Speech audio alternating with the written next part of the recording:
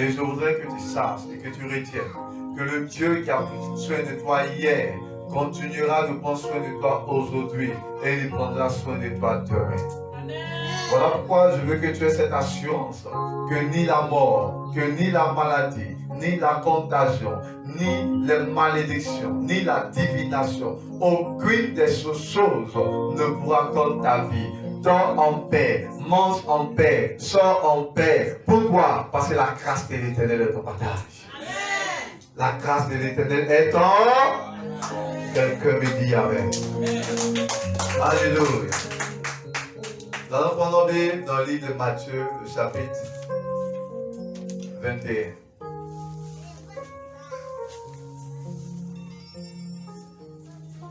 Matthieu, chapitre 21, à partir du verset 33. Est-ce qu'on est ensemble? Matthieu, chapitre 21, nous allons lire à partir du verset 33. Ok. On est ensemble? La Bible dit, écoutez une autre parabole. Il y avait un homme, maître de maison. On voit le son. Et il y avait un homme, maître de maison, qui planta une vigne. Il l'entoura d'une haie.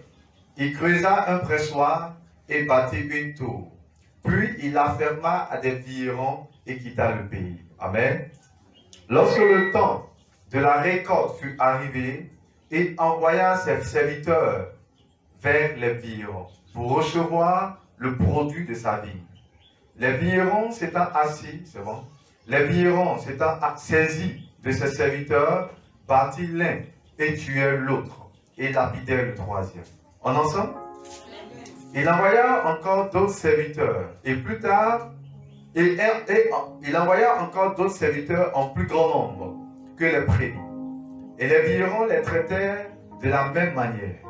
Enfin, il envoya vers eux son fils en disant, ils auront du respect pour mon fils. Mais quand les vignerons virent le fils, il dit en eux, voici l'héritier. Venez, tuons-le et emparons-nous de son héritage. Amen. Et ils se saisirent de lui, le jetèrent hors de la vigne et le tuèrent. Maintenant, quelqu'un dit avec moi maintenant. Lorsque le maître de la vigne viendra, que fera-t-il à ses vignerons? Il lui répondit, il fera périr misérablement ces misérables. Et il afferma la vigne à d'autres vignerons, qui lui en donneront le produit au temps de la récolte. Jésus l'a dit, n'avez-vous jamais lu dans les Écritures, la pierre qu'ont rejeté ceux qui bâtissaient est devenue la principale de l'homme. Quelqu'un me dit Amen. Et la Bible dit, c'est du Seigneur que cela est venu, et c'est un prodige à nos yeux. C'est pourquoi, dis avec moi, c'est pourquoi. Je vous le dis, le royaume de Dieu vous sera enlevé et sera donné à une autre nation qui en rendra les fruits. Alléluia. Alléluia. Il dit, c'est pourquoi le royaume de Dieu vous sera enlevé et sera donné à une autre nation qui en donnera les fruits. Il faut couper le micro à fil. C'est pourquoi. Dis avec moi, c'est pourquoi. Dis avec moi, c'est pourquoi. C'est pourquoi. Le royaume de Dieu vous sera enlevé et sera donné à une autre nation. Alléluia. Gloire à Jésus. Est-ce que tu peux acclamer le roi de gloire? Amen. Quelqu'un dit avec moi, porter des fruits. Quelqu'un dit avec moi, porter des fruits. Non, je n'entends pas la voix d'une personne. Dis avec moi, porter des fruits. Alléluia. Qui veut porter des fruits? Ah, il y a des gens qui n'ont pas envie de porter des fruits. Ils veulent rester secs. Qui veut porter des fruits? Qui veut porter des fruits? Amen. Alléluia. Est-ce que tu es prêt à porter des fruits? Est-ce que tu veux porter des fruits? Est-ce que tu veux être une bénédiction pour ta famille? Qui veut être une bénédiction pour sa famille? Non, lève la main, je veux te voir. Qui veut être une bénédiction pour sa famille? Dis avec moi, je suis la bénédiction de ma famille. Non, dis avec moi, je suis la bénédiction de ma famille. Je suis une solution pour mon entourage. Quelqu'un me dit Amen. Alléluia. Voici une histoire que la Bible nous relate. Et cette histoire est expliquée par le Seigneur Jésus-Christ de Nazareth. Amen. Jésus lui dit qu'il y avait un maître qui a planté une vigne. Et il avait dit, il lui mit un pressoir. Amen. Il lui mit un pressoir. Et non seulement il lui mit un pressoir, mais la Bible dit qu'il planta une tour. Il planta une tour. Amen. Et il a entouré la vigne d'une haie. Une haie, c'est une clôture, mais c'est des clôtures de fleurs dans lesquelles il y a des piquants. Amen. Dans lesquelles il y a des piquants. Donc c'est comme ça qu'il a entouré la vigne. Et il a mis un pressoir. Un pressoir, c'est pour presser, afin que le vin puisse sortir. Et la Bible dit qu'il a bâti une tour, afin que les viands y restent. Et c'est là que le travail devait se faire. Et quand tu lis cette parabole, tu réalises que le maître a créé toutes les conditions pour que la vigne puisse produire à son temps marqué. Est-ce qu'on en sent? Le maître a réuni toutes les conditions pour que la vigne soit produite au temps marqué. Et quand il a planté la vigne, il a confié la vigne à des vignerons. Amen. Et il est parti. Et la Bible dit, quand le texte commence, au verset 33, la Bible nous fait ressortir quelque chose d'intéressant. Il dit, écoutez une parabole. Et au verset 34, il dit, lorsque le temps de la récolte fut arrivé. Dis avec moi, lorsque le temps de la récolte fut arrivé. Autrement dit, au temps de la récolte. Dis avec moi, au temps de la récolte. Bien-aimé, je suis venu dire à une personne ce matin que quelle que soit la vie des Nord, quelles que soient les réalités des Nord, quel que soit le parcours des Nord, il y aura un temps de récolte. Je ne sais pas si j'ai parlé à quelqu'un. Est-ce que j'ai parlé à quelqu'un? Il fait très chaud, me supporte. Amen. Ne te laisse pas distraire par la chaleur. Quelqu'un me dit Amen. Quelles que soient les circonstances de ta vie, quels que soient les choix que tu auras faits, il y aura un temps de récolte. Et la Bible dit au temps de la récolte. Et au temps de la récolte, qu'est-ce qui se passe? On vient pour prendre les fruits. Et quand on est venu pour prendre les fruits, les vivants n'ont pas voulu donner les fruits. Ils se sont saisis des serviteurs, ils ont tué les serviteurs. Le maître dit pas possible. Il a envoyé encore d'autres serviteurs, mais cette fois-ci, il a envoyé des serviteurs en grand nombre. Ils se sont encore saisis de ces serviteurs et ils les ont tués. Le maître dit, ah bon? J'ai envoyé jusqu'à 2 groupes de serviteurs. Ils les ont tués. Alors, voici ce que je vais faire. Cette fois-ci, j'enverrai mon fils, mon héritier. Sûrement, quand ils verront mon fils, ils auront peur et ils vont rendre le produit de la vie. Mais quand ils ont vu le fils, au lieu de se soumettre, la vie dit quoi? Ils ont vu en le fils l'héritier et ils se sont dit en eux-mêmes, voilà l'occasion. Maintenant, nous allons nous saisir de l'héritier et nous allons le tuer. Et la Bible dit qu'ils ont tué le fils. Et Jésus, quand Jésus parle, explique cette parabole, il explique cette parabole à des chefs religieux, à des pharisiens, à des docteurs de la loi. Est-ce qu'on en sort? Écoute-moi très bien. Si tu ne comprends pas l'histoire, tu ne comprendras pas mon message. Le son vient d'où? Amen. Donc quand Jésus explique cette parabole, il explique à des chefs religieux, à des pharisiens. Alléluia.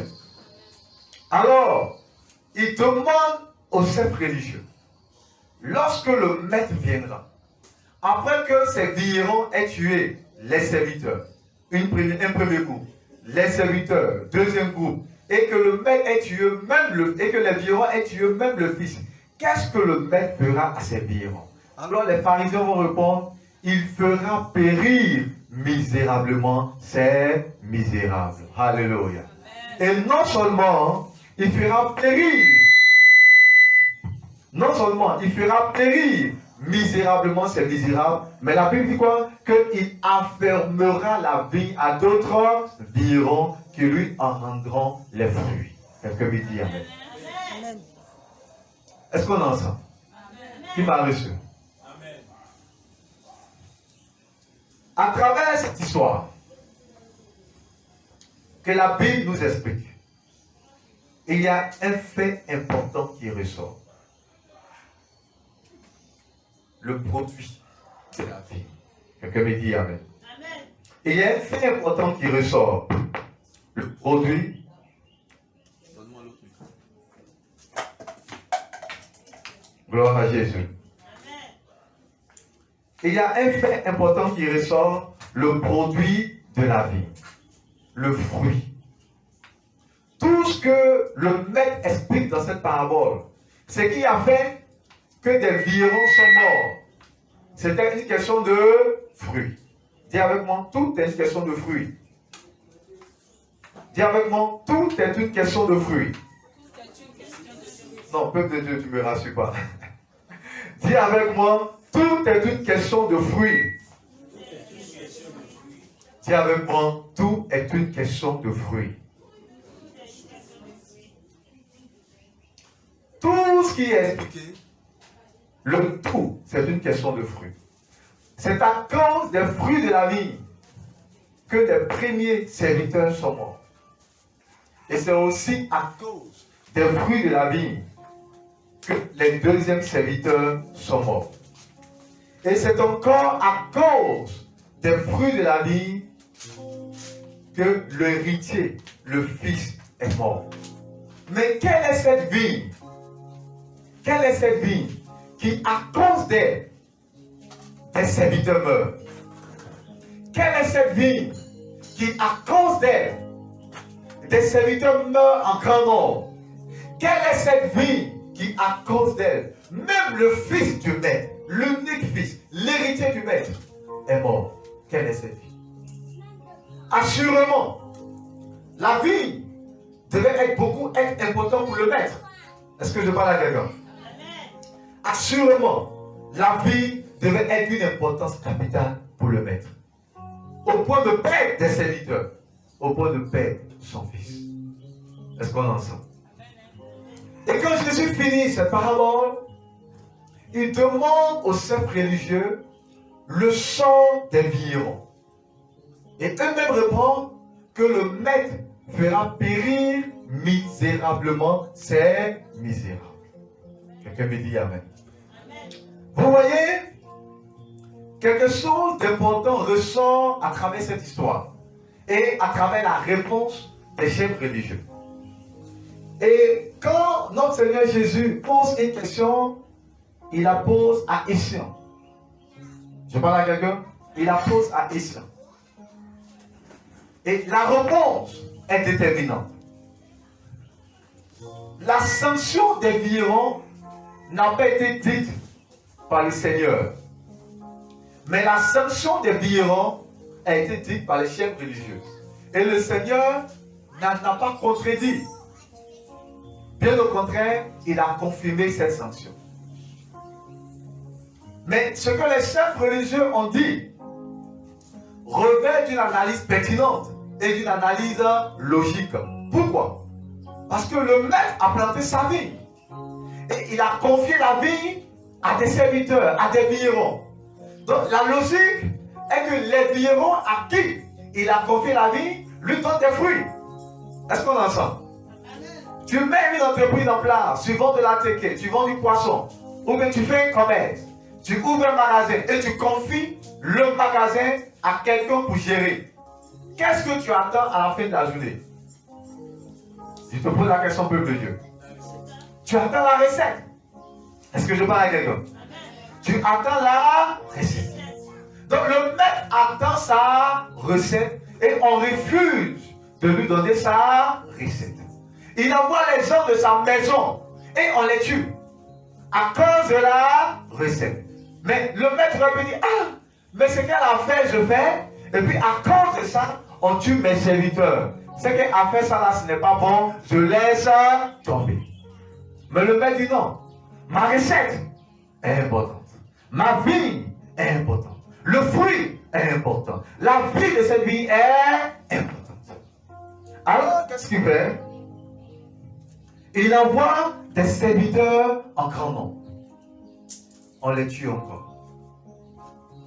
Mais le maître n'abandonne toujours pas. La Bible dit qu'il prend le risque d'envoyer son fils, son unique, son héritier.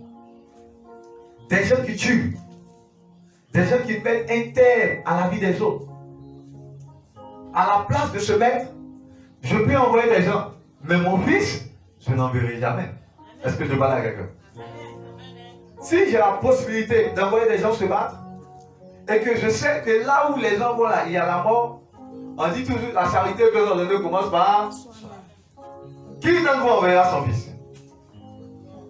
Tu enverras sûrement des étrangers, mais ton fils, tu n'enverras jamais. Amen.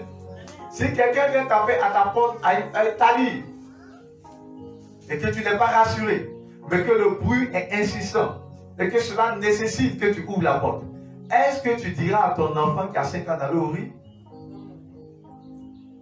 Tu iras toi-même. Ou bien tu enverras le serviteur dans ta maison. Vrai ou faux? Mais le maître n'a pas préservé la vie de son fils. Le maître a exposé la vie de son fils. À cause de quoi? À cause du fruit de la vie. À cause de ce que tu appelles la recette. À cause de ce que tu appelles ton bénéfice. À cause du fruit, le maître a exposé son fils. Et la Bible déclare qu'ils ont tué son fils. Je veux donc dire à une personne que si le maître a accepté de perdre des serviteurs à cause de la vie, si le maître a accepté de perdre son fils à cause de la vie, cela sous-entend que la vie est beaucoup importante. Je pensais que quelqu'un allait dire Amen. Cela sous-entend que la vie est beaucoup importante. Et que la vie est tellement importante aux yeux du maître qu'il a accepté de perdre des serviteurs. Il a accepté de perdre son propre fils. Écoute-moi bien aimé. En ce jour de la Pentecôte, je suis venu dire à une personne qu'une chose est importante aux yeux de Dieu. Une chose est fondamentale aux yeux de Dieu. Une chose est nécessaire aux yeux de Dieu, est que nous puissions porter des fruits. Les vignerons sont des serviteurs à qui Dieu a confié une mission. Est-ce que je parle à quelqu'un? La vie, c'est l'esprit de l'homme en lui. Les vignerons, ce sont des serviteurs à qui Dieu a confié une mission. C'est aussi les anges. Le Fils, c'est l'image de notre Seigneur Jésus-Christ. C'est pour ça que la Bible dit, quand les pharisiens ont donné la réponse, pour que Jésus puisse éclairer les lanternes, il a dit quelque chose. Il dit, n'avez-vous pas lu la pierre qu'ont rejeté ceux qui bâtissaient?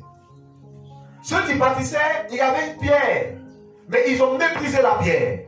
Ils ont dédaigné la pierre. Ils ont rejeté la pierre. Et cette pierre qui a été méprisée, cette pierre qui a été abandonnée de tous, cette pierre qui n'a reçu aucune considération, cette pierre qui n'a reçu aucune estime, c'est cette pierre qui est devenue la principale de l'âme.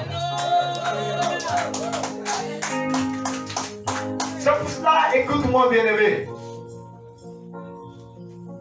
le rejet ne doit pas être pour toi un problème. Le fait d'être abandonné ne doit pas être pour toi un problème. Amen. Le fait d'être rejeté, le fait d'être méprisé dans sa famille, dans sa patrie, ne doit en aucun cas être pour toi un problème. Le Fils nous dit ceci. La pierre qu'ont rejeté ceux qui bâtissaient est devenue la principale de l'homme. La vie des normes est faite de processus. Et dans le processus de la vie des normes, il y a beaucoup d'aspects qui interviennent. Et l'un des aspects qui intervient dans ce processus est le rejet. Est-ce qu'on en sent? L'un des aspects qui intervient dans le processus, c'est le rejet. Le rejet fait partie du parcours de l'homme. L'abandon fait partie du parcours de l'homme. Mais quel que soit tout ce que vous serez en train de vivre, cela n'est en aucun cas une excuse. Mais ce que Dieu attend de nous est que nous puissions porter les fruits, quel que soit tout ce que nous allons vivre. C'est là ce matin, revêtis de l'autorité de Christ, revêtis de la puissance de l'Éternel, je veux dire à une personne que l'heure a sonné pour toi afin que tu puisses porter des fruits. L'heure a sonné pour toi afin que tu puisses porter du fruit. Le temps est venu où la vie va produire en abondance. Le temps est venu où la moisson est arrivée. Et quand le temps de la moisson arrive, rien ne peut empêcher cette moisson de prendre forme. Quelles que soient les circonstances, quelle que soit l'adversité, quels que soient les obstacles, la moisson aura lieu. Amen. Même quand les serviteurs sont morts, même quand le Fils est mort, la moisson a eu lieu. Est-ce que je parle à quelqu'un? Même quand le Fils est mort, la moisson a eu lieu. Mais le Fils est mort pourquoi? Le Fils est mort pour une cause noble. Et si le Fils est mort, ça veut dire que la vie est plus importante que la vie du Fils. Si le Fils est mort, ça veut dire que la vie est d'une importance capitale. Si tes serviteurs sont morts, ça veut dire que la vie est d'une importance capitale. Je veux te dire que tu n'as pas le droit de te mépriser. Aux yeux de Dieu, tu as de la valeur. Aux yeux de Dieu, tu as du prix. Aux yeux de Dieu, tu es important. Et tu es tellement important aux yeux de Dieu que pour toi, il a déployé des gens pour ton salut. Tu es tellement important aux yeux de Dieu que pour toi, il a envoyé son Fils, Jésus-Christ de Nazareth, afin de mourir à la croix. Et que par sa mort à la croix, tu sois sauvé. Les bêtes serviteurs, il s'agissait des sectes religieux. Les bêtes serviteurs, ce sont eux qui ont tué les prophètes.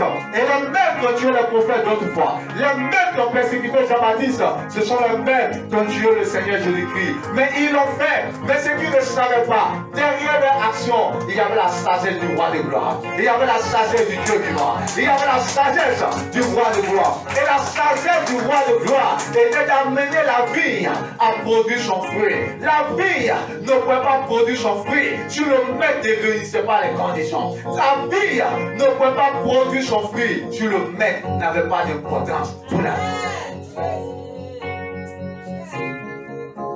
Dieu a tout mis en nous. Est-ce que je parle à quelqu'un?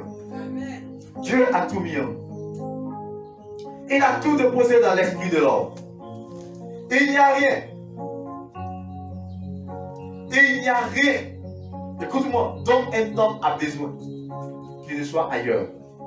Mais tout ce dont tu as besoin pour la manifestation de ta destinée, tout ce dont tu as besoin pour la réalisation de ta destinée, Dieu a déposé en toi seul. La vie avait tout. C'est là les vivants n'avaient aucune excuse. Parce que Dieu a tout mis à sa disposition. Écoute-moi bien. À chacun d'entre nous, Dieu a confié un rêve. À chacun d'entre nous, Dieu a confié une mission.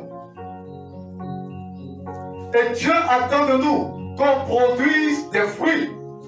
Dieu attend de nous qu'on produise des résultats. Est-ce que je parle à quelqu'un? Peu importe là où nous sommes, peu importe de quelle famille nous sommes nés, peu importe nos moyens financiers, Dieu nous a tout donné. Est-ce que je parle à quelqu'un? Allons-y dans Éphésiens, le chapitre 3, à son verset 20. Qu'est-ce que la Bible nous dit? Est-ce que tu peux acclamer le roi de gloire? La Bible dit en Éphésiens 3, le verset 20.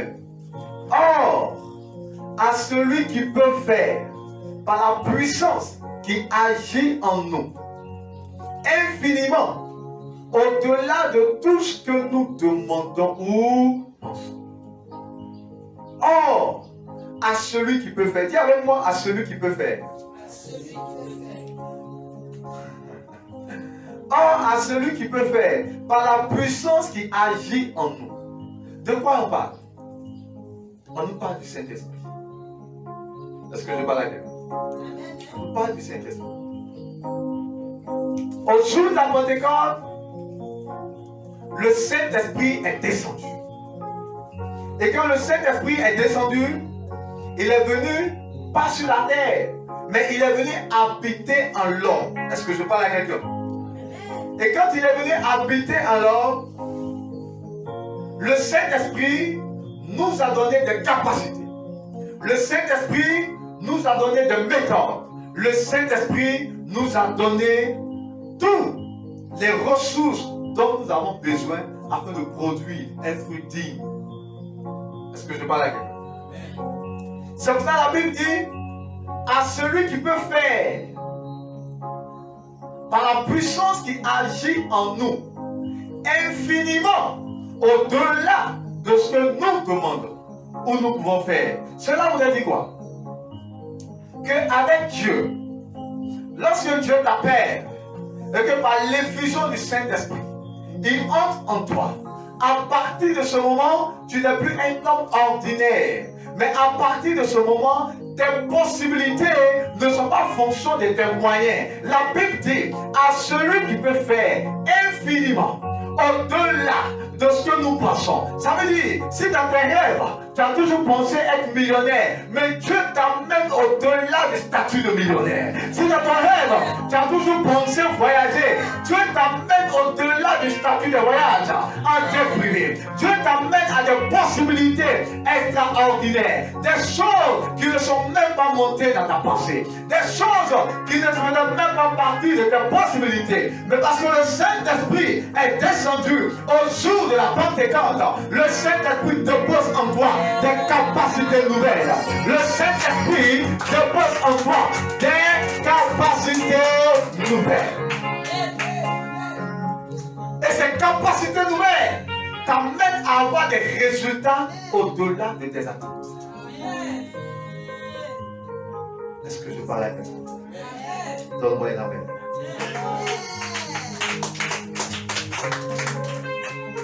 Alléluia. Bien-aimés, il est fondamental que nous comprenions l'œuvre du Saint-Esprit dans notre vie. Le Saint-Esprit nous a été donné. C'est bon de parler en langue, mais le tout n'est pas de parler en langue. C'est bon de chanter, mais le tout n'est pas de chanter. C'est bon de prier, mais le tout n'est pas de prier. Mais c'est de faire ces choses en dépendant de la source qui est le Saint-Esprit. Est-ce que je parle à quelqu'un? Est-ce que je parle à quelqu'un? Est-ce que je parle à quelqu'un? Est-ce que je parle à quelqu'un? Alléluia. La Bible dit ceci. Dans 1 Corinthiens, le chapitre 3, à son verset 16. 1 Corinthiens, chapitre 3, le verset 16. Qu'est-ce que la Bible dit? La Bible dit, ne savez-vous pas que vous êtes le temple de Dieu et que l'Esprit de Dieu habite en vous. Est-ce qu'on est ensemble? Amen. Est-ce qu'on est ensemble? 1 Corinthiens 3,16 dit quoi? Ne savez-vous pas que vous êtes le temple de Dieu et que l'Esprit de Dieu habite en vous? Nous avons souvent tendance à réciter ce verset, mais nous ne comprenons pas l'importance et la puissance de ce verset. Est-ce que je parle à quelqu'un? Et nous ne savez-vous pas que vous êtes le temple de Dieu et que l'Esprit de Dieu habite en vous? Ça veut dire, toi qui me regardes, tu es le temple de Dieu. Est-ce que je parle à quelqu'un? Quand tu sors, quand tu vas par exemple à Angers, et que tu vois de belles demeures, tu vois de grosses constructions, ou bien quand tu regardes des films Ibo sur Hollywood, et que tu vois de ces appartements, tu es émerveillé, tu dis waouh, quelle beauté. Mais toutes ces beautés ne sauraient être comparées à toi. C'est parce que tu parles à quelqu'un. Quand tu arrives dans la rue de New York et que tu regardes les gratte-ciels, tu es émerveillé et tu es impressionné par toute la splendeur de l'environnement, par l'éclat, par les jeux de lumière, toutes ces choses. Mais toutes ces beautés ne sauraient être comparées à toi. Parce que toutes ces choses ont été faites par des mains d'or et sont habitées par des hommes. Mais toi, tu n'as pas été fait par la main des hommes, tu as été fait par la main de Dieu. Tu as été fait par la main de Dieu. Tu as été fait par la main de Dieu. Alléluia. Et non seulement tu as été fait par la main de Dieu, mais qui habite en toi? Dieu lui-même. Dieu lui-même est descendu. Dieu lui-même est descendu et il s'est infiltré en toi et il habite en toi. Et il dit, ton corps est son temple, ton corps est sa maison, ton corps est sa demeure. Et quand tu marches, on te voit, mais en réalité, tandis qu'on te regarde, ce n'est pas toi qui es là, c'est Dieu qui est en train de se manifester. C'est Dieu qui est en train de se manifester. Quelqu'un me dit amen. Quelle que soit la beauté d'une voiture, quelle que soit la puissance du moteur de la voiture, celui qui fait la voiture, celui qui va ressortir les qualités de la voiture, ce n'est ni la voiture, mais celui qui va ressortir les qualités et la puissance de la voiture, c'est celui qui tient le volant. Écoute-moi bien, ce qui est important, ce n'est pas la voiture, mais c'est celui qui tient le volant. Mais qui tient le volant de ta vie, c'est le Saint-Esprit. C'est le Saint-Esprit. C'est le Saint-Esprit. C'est le Saint-Esprit. Un homme peut manquer de vigilance, il ferait un accident, mais le Saint-Esprit ne manque pas de vigilance. Un homme peut oublier, mais le Saint-Esprit n'oublie jamais. Un homme peut se tromper, mais le Saint-Esprit ne se trompe jamais. Un homme peut t'abandonner, mais le Saint-Esprit n'abandonne jamais. Écoute-moi bien, il dit vous êtes le temple de Dieu. Et c'est celui qui est le temple de Dieu, le Saint-Esprit habite en lui, alors tu ne te tromperas jamais. Alors tu ne te tromperas jamais. Voilà pourquoi la Bible dit, cette fois le juste tombe, mais il ne s'arrête pas là. Il dit le juste se relève. Pourquoi? Parce qu'un juste n'est pas fait pour rester à terre. Un juste n'est pas fait pour rester à terre, mais un juste est fait pour être debout. Et quand il est debout, il est debout pour opérer dans la dimension de Christ. Quand il est debout pour ramener le règne de Dieu sur la terre des hommes. Quelqu'un me dit amen. Le Saint-Esprit nous a été donné. C'est un honneur, c'est un privilège. Quand tu n'as pas compris ces choses, tu es impressionné par les carrosseries, tu es impressionné par le bling-bling, tu es impressionné par la beauté, tu es impressionné par les conforts autour de toi, tu es impressionné par ces choses. Mais quand tu as compris que toutes ces choses qui t'impressionnent, il y a un commandant en chef il y a un créateur qui l'a fait. Il y a quelqu'un qui n'a demandé le conseil de personne. Il y a quelqu'un qui n'a demandé l'avis de personne. Il y a quelqu'un qui ne dépend de personne. C'est lui qui a fait toutes ces choses. C'est lui qui a fait toutes ces choses. Au lieu de dépendre de la créature, pourquoi ne pas dépendre du créateur? Pourquoi ne pas dépendre du créateur? Oh, ce matin, je suis venu t'annoncer que le créateur est là. De la même manière qu'il a créé les cieux et la terre, il créera ton ciel et il créera ta terre. Il créera ton ciel et il créera ta terre. De la même manière qu'il a dit, il n'est pas bon que l'homme soit seul. Il amènera avec toi ta femme. Il amènera avec toi ta femme. Il amènera avec toi ton homme. Il a dit, il le fera dans ta vie. Mais est-ce que nous avons la compréhension de ces choses? Quelqu'un me dit Amen. Comme au jour de la Pentecôte, j'ai besoin de ton nom, oh Yahweh. Comme au jour de la, oh Yahweh. Oh yeah. Comme au jour de la Pentecôte. Oh Yahweh, Yahweh.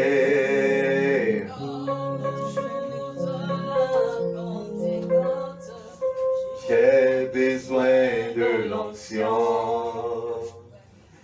Comme au jour de la Pentecôte. Oh Yahweh. J'ai besoin de l'onction. J'ai besoin de l'onction. Comme au jour de la Pentecôte. J'ai besoin de l'onction.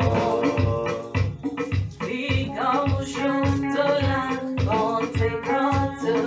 J'ai besoin de l'onction. Alléluia, Alléluia. Oh Yahweh. Alléluia, Alléluia. Alléluia, Alléluia.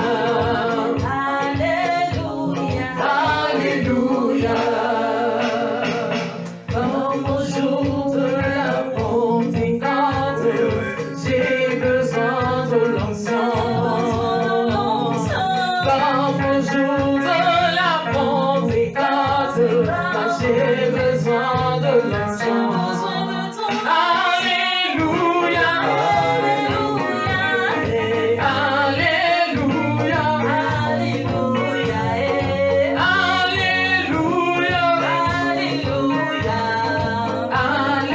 Alléluia, Alléluia. Alléluia. Est-ce que tu peux acclamer le Seigneur? Est-ce que tu peux acclamer le roi des gloires, le Seigneur des Seigneurs? Gloire à Jésus. Gloire à Jésus. Nous avons besoin de l'onction. Est-ce que quelqu'un peut me dire Amen? Est-ce que quelqu'un peut me dire Amen? Qui croit que le Saint-Esprit est venu pour lui? Qui croit que le Saint-Esprit est venu pour l'amener à une autre dimension? Écoute-moi. Écoute-moi. L'amour de Dieu pour toi est grand. Est-ce que je parle à quelque chose? L'amour de Dieu pour toi est grand. Il dit, pour vous, vous n'avez pas besoin d'être enseigné. Mais l'onction de Dieu qui est en vous, vous enseignera toutes choses. La Pentecôte est la confirmation de l'Esprit de Dieu dans notre vie. Et l'Esprit de Dieu qui est venu dans notre vie, est venu pas pour nous laisser oisifs, mais pour nous enseigner toutes choses.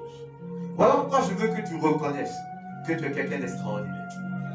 L'une des choses qui fait que les chrétiens abandonnent la main de Dieu, l'une des choses qui fait que les chrétiens sont impressionnés par le monde, l'une des choses qui fait que les chrétiens ne savent pas, il y a des chrétiens quand tu regardes, tu ne sais pas s'ils sont chrétiens ou bien ils sont païens, ils ne savent pas ce qu'ils veulent. Le problème, ils n'ont pas encore compris, ils n'ont pas encore saisi l'importance de la venue de cet esprit dans leur vie.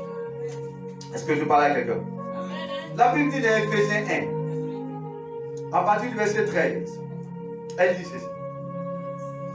En lui, vous aussi, après avoir entendu la parole de la vérité, l'évangile de votre salut, en lui, vous avez cru et vous avez été scellés du Saint-Esprit qui avait été promis. Amen.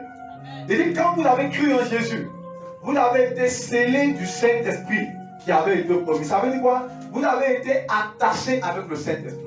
Vous avez été unis avec le Saint-Esprit. Vous êtes indissociables. Qui d'entre vous a une fois saisi le vent? Qui d'entre vous a une fois saisi le vent? Si un homme n'a pas la capacité de saisir le vent, pourquoi crains-tu le sorcier de ton village? Si un homme n'a pas la capacité de saisir le vent, pourquoi crains-tu les péripéties de ce monde? Le Saint-Esprit a été scellé avec toi, alors tu n'as rien à craindre. Quelqu'un me dit amen. Et il dit au verset 14, il dit car de notre héritage. Dis avec moi, le Saint-Esprit est le gage de mon héritage. Et quand on te dit que le Saint-Esprit est le gage de mon héritage, ça veut dire le Saint-Esprit est le garant de mon héritage. Il est la garantie. Ça veut dire à cause du fait que le Saint-Esprit est là, alors j'ai l'assurance, j'ai la conviction que je rentrerai dans mon héritage. Est-ce que je parle à quelqu'un? Est-ce que je parle à quelqu'un? Parce que le Saint-Esprit est là. Alors j'ai l'assurance que je rentrerai dans mon héritage. Bien-aimé, rien ne peut s'opposer à moi. Voilà pourquoi la Bible déclare que si Dieu est avec nous, qui sera contre nous? Et l'apôtre même répond, personne. Il dit, personne. Si Dieu est avec toi, qui sera contre toi? Mais pourquoi? Parce que le Saint-Esprit est en toi. Et le Saint-Esprit est le gage de ton héritage. Oh, Saint-Esprit viens, descends le rocher, Saint-Esprit viens, oh, Yahweh, Saint-Esprit viens.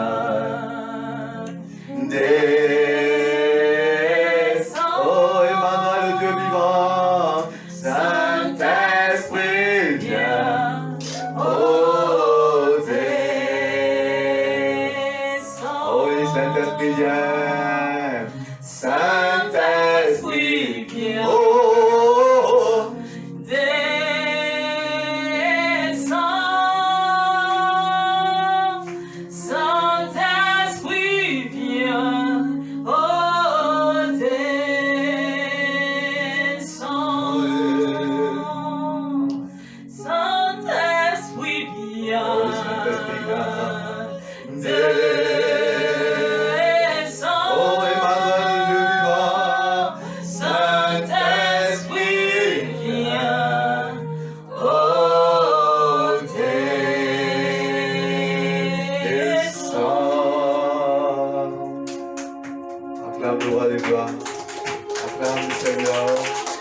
le Saint-Esprit descend.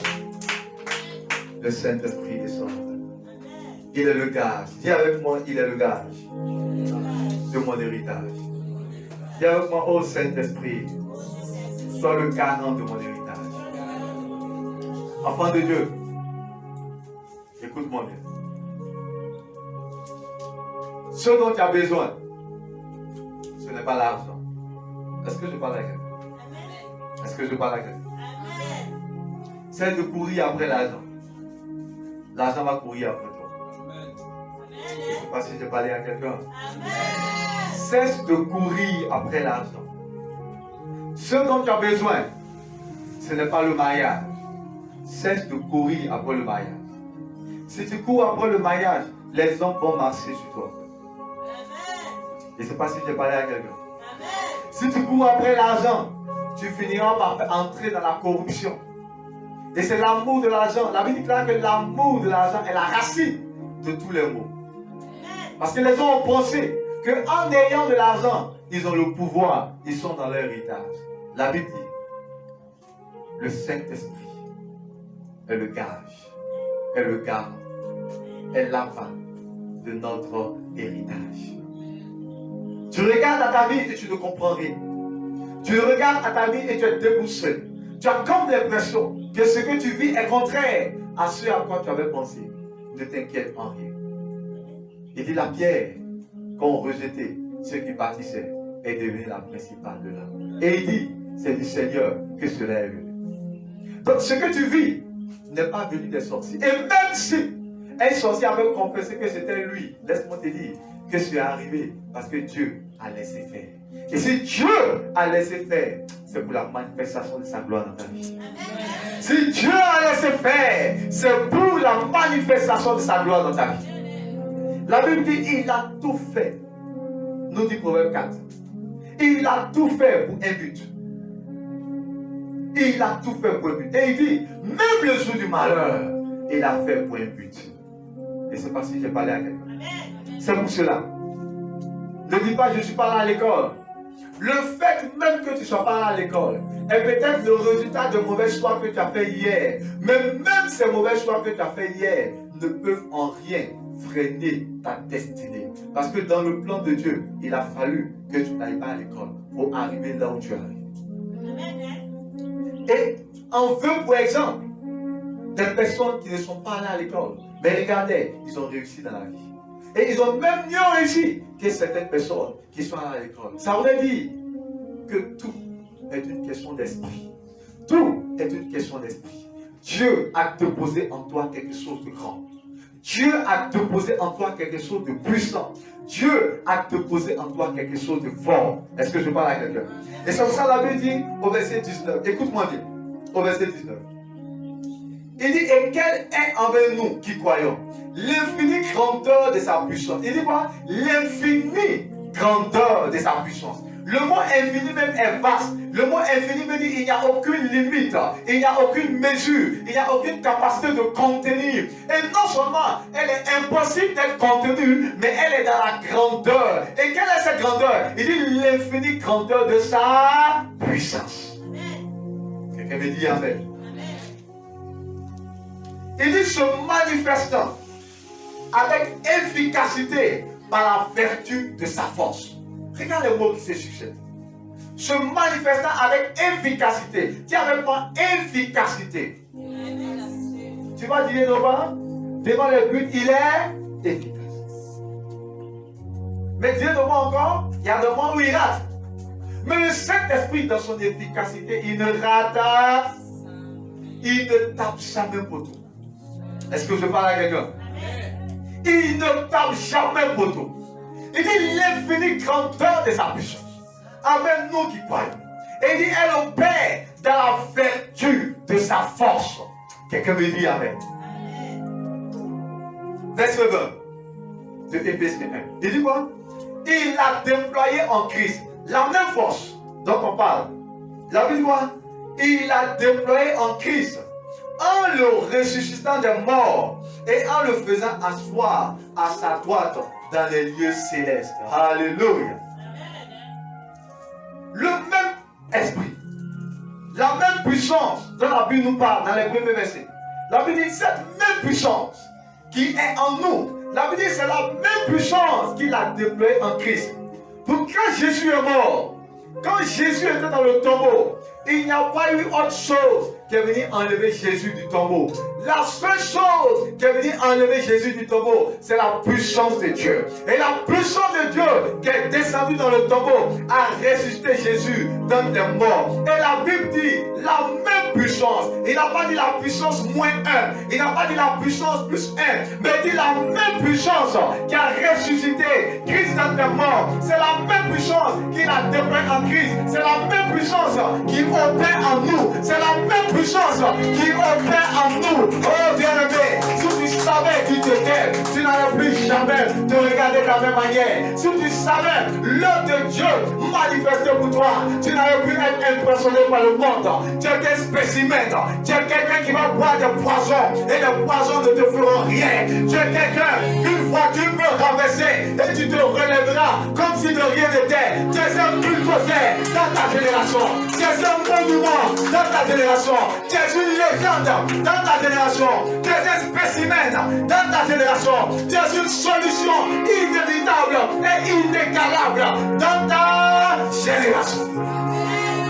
Je m'entends à ce que quelqu'un s'élève et qui amen.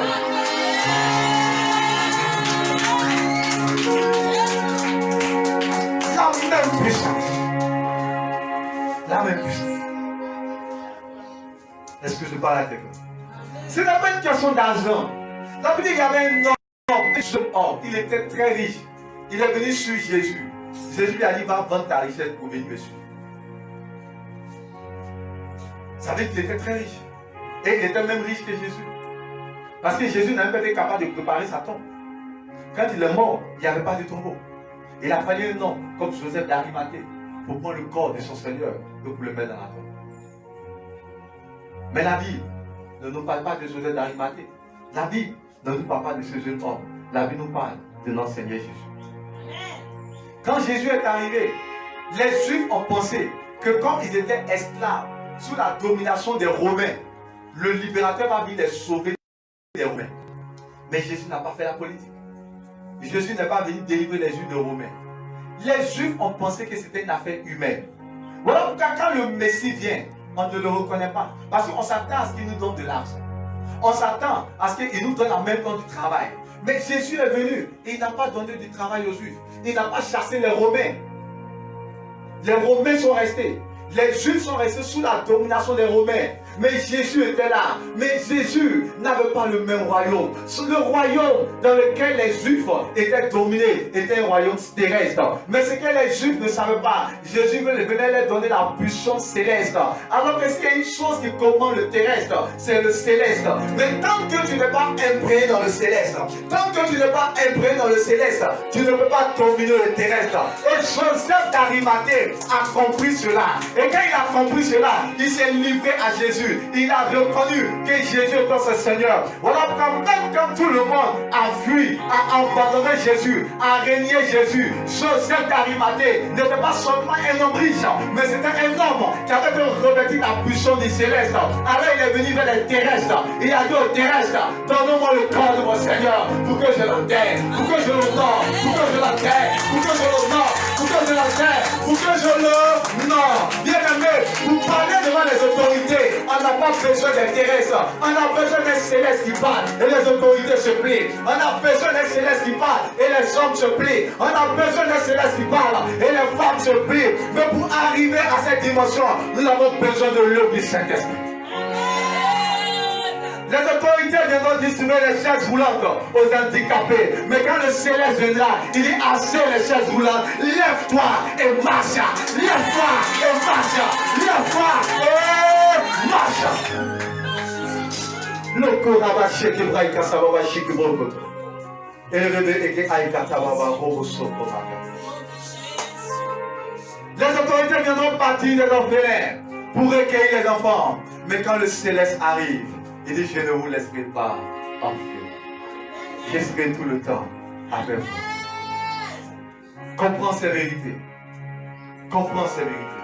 Et sache que l'œuvre de la croix a été manifeste pour le salut de l'âme. Et que s'il y a une chose qui doit être pour toi le joyau, s'il y a une chose qui doit être pour toi le fondamental, le plus important, c'est le Saint-Esprit. C'est le Saint-Esprit. C'est le Saint-Esprit. Oh yeah.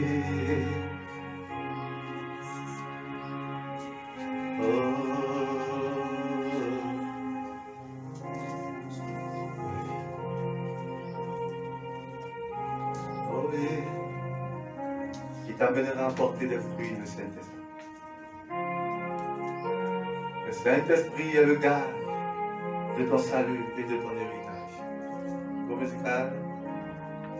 Le Saint-Esprit est le gage de ton salut et de ton héritage. Et Bouvesse, il chante dans ton dos. Et Bouvesse, il chante dans ton dos. Oh oui.